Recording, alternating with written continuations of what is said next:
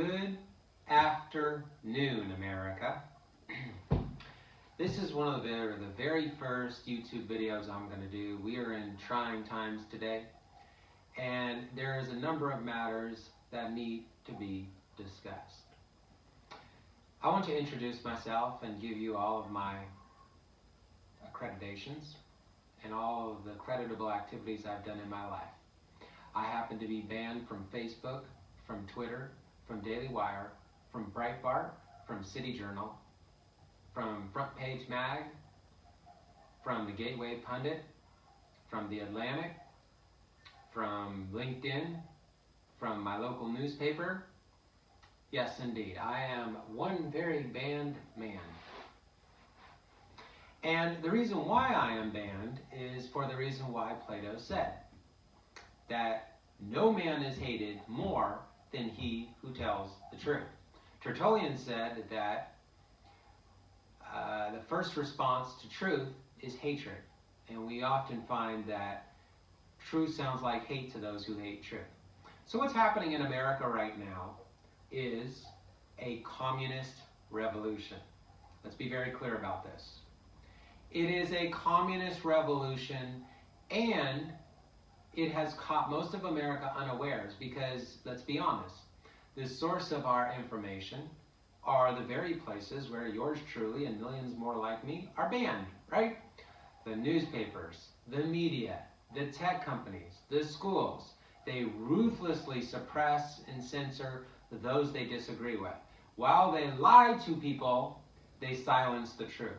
And what do they call the truth? Oh, that's hate speech, they say. It's homophobic, it's racist, it's sexist, it's on and on and on and on the list goes. And all of these words are intended to silence dissent. They want to dominate the public forum, and they will drum out anyone who they disagree with.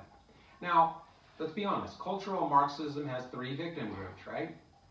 Those three victim groups are what? Number one, African Americans who are liberal. Number two, feminists. Number three, homosexuals. Now, think about Black Lives Matter.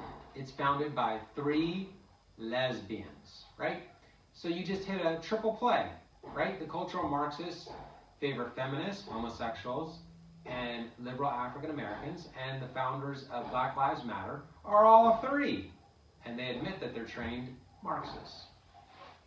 So when we begin to understand what is actually going on here, it's easy to wake up and to realize I am being lied to, I am being manipulated. And the hard truth is that I had to face at age 33 was I have been brainwashed since birth. I am programmed since birth to be a mindless drum. I am not supposed to speak out. I am supposed to be quiet. And if we do speak out, our very lives are in danger. Case in point, last week, yours truly showed up at a Black Lives Matter rally, knowing that it's a communist organization and movement and very dangerous to this nation. And I held up a sign saying, all lives matter. And I was given a reward for that. My reward was on Monday, my office got 10 plus calls every single hour that yours truly should be fired. And people actually visited my office too. So yours truly has not been into work for the entire past week because in America today, free speech does not exist because the big corporate bankers have activists and have influenced the minds of people in our communities to hate those of us who oppose their agenda. So, let's talk about their whole systemic racism and their whole white privilege and systemic inequality. And the funny thing is, the very people funding this are the wealthy people who are to blame for all the problems in our country. Because it is the international bankers who control the Federal Reserve, they control all of our money, that they are funding these victim groups to make sure that we Americans are at each other's throats. It's a common fairy tale that capitalism and communism are opposed. Let me tell you, and you can find this out when you read Gary Allen's magnificent book called None Dare Call It a Conspiracy. In reality, capitalist bankers are the funders of communism. It's a fact.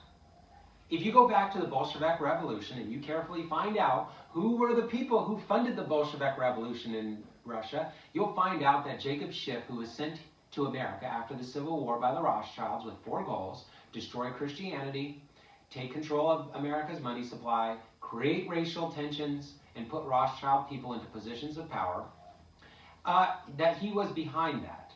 The Rothschilds, the Schiffs, the Warburgs, the Strausses, the Meyers, Bernard Baruch, the list goes on and on. And I am not an anti-Semite, but I am aware that the forces behind this happen to be, this is an uncomfortable truth that you're going to find when you connect the dots, they're Jewish. And be aware that not all Jews are in on this.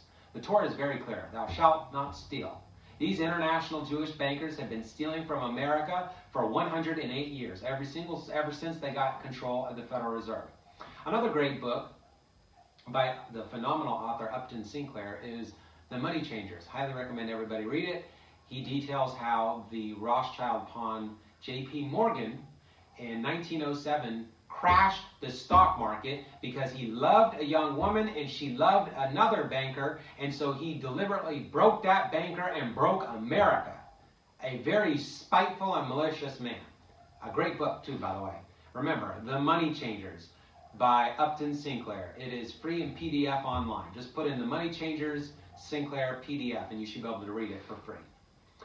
So we go on and we find that 1912, these international bankers, they went ahead and funded very craftily Woodrow Wilson, the progressive candidate, and Teddy Roosevelt, the other progressive candidate. Now, Teddy Roosevelt didn't really realize what was going on.